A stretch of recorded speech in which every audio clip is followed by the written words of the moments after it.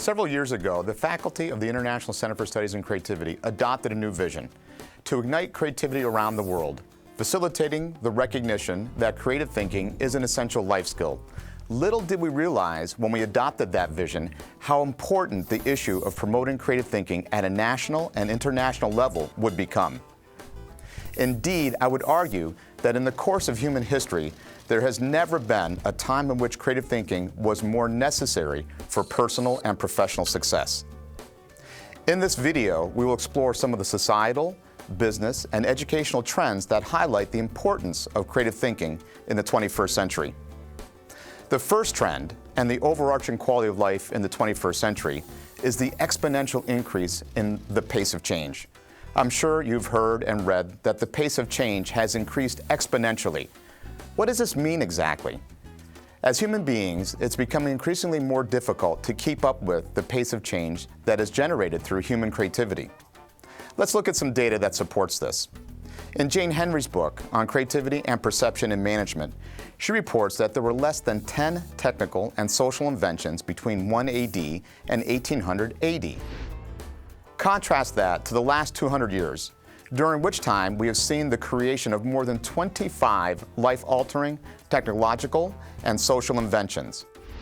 Inventions that have had a life-altering effect on the nature and quality of our lives, such as computers, antibiotics, airplanes, internet, genetic engineering, organ transplants, automobiles, lasers, telecommunication, and so forth.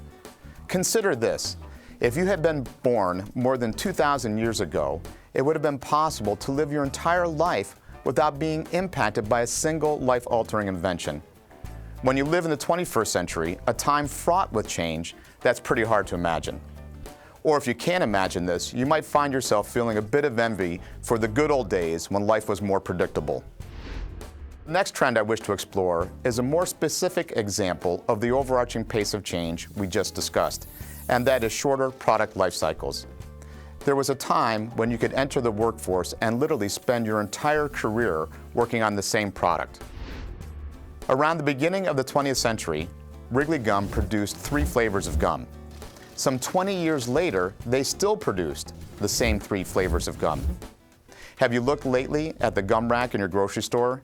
The number of choices is dizzying. As before, let's look at some data. Today, manufactured products go through fundamental redesign every 5 to 10 years. As you are no doubt aware, if you've purchased a computer, television, or mobile phone recently, the pace of change in the technology sector is even faster, with fundamental redesign occurring every 6 to 12 months. The third trend I wish to discuss is the erosion of a permanent or stable work life. Like working on the same product, in yesteryears it was much more common to spend one's entire career with the same employer. This is no longer the case. According to the U.S. Bureau of Labor Statistics, students in school today can expect to change jobs more than 11 times between the age of 18 and 42. We will stay with the workplace for our next trend, as the nature of the workplace itself has changed. Indeed, today's work is much more geared toward the use of imagination and creativity. According to economist Richard Florida, in 1900, less than 10% of the U.S. population was employed in creative work. Today, more than 30% of the U.S. population find themselves in jobs that are classified as creative work. Of course, the nature of work ties into another trend, that is the very age we live in. We've gone from an agrarian age to an industrial age, to the knowledge age, and today some have argued we live in the innovation age. Specifically, with respect to organizational life, economist Jansen indicated that after the age of efficiency in the 1950s and 60s, quality in the 1970s and 80s, and flexibility in the 1980s and 90s, we now live in the age of innovation. Some data to support this observation. A McKinsey report found that more than 70% of senior executives had innovation in their top 3 drivers for growth. And in the United States, more than 86% of corporate mission statements include the words innovate or innovation. In response to these broader societal and business trends, education has witnessed its own trends.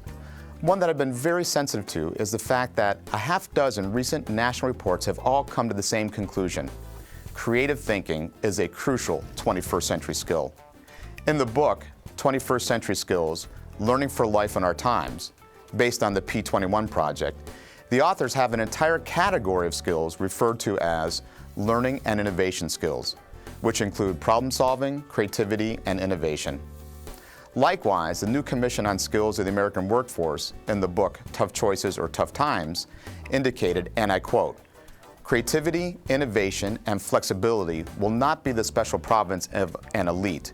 It will be demanded of virtually everyone who's making a decent living, from graphic artists to assembly line workers, from insurance brokers to home builders."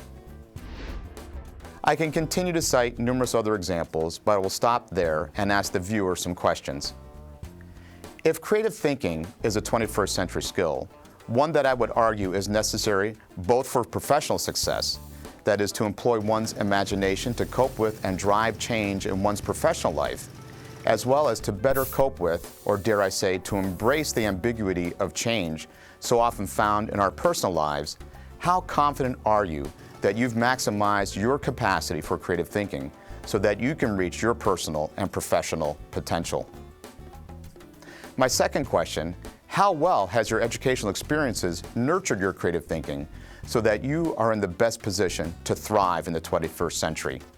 If you feel your creative mind has not been fully nurtured, what will you do about that?